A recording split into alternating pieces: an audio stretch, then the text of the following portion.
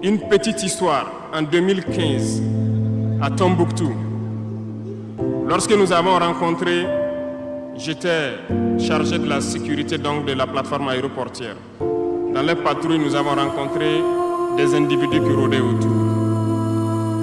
Un de ces individus était manchot. Je lui ai fait comprendre que c'était dangereux de rôder autour de la base parce qu'ils peuvent se faire tuer. Il m'a dit qu'il voulait se faire tuer, il voulait mourir. Et j'ai cherché à comprendre leur histoire. Certains étaient fous, d'autres étaient normaux, mais ils cherchaient à mourir à cause du terrorisme. Ils nous ont expliqué que lorsque les terroristes sont rentrés à Tombouctou,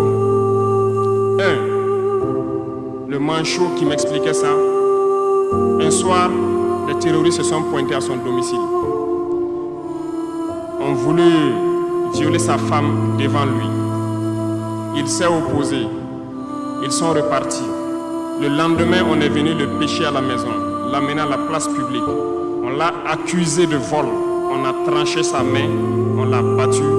Il est reparti à la maison. Son fils, qui avait 16 ans, qui s'occupait de sa main, ils sont revenus.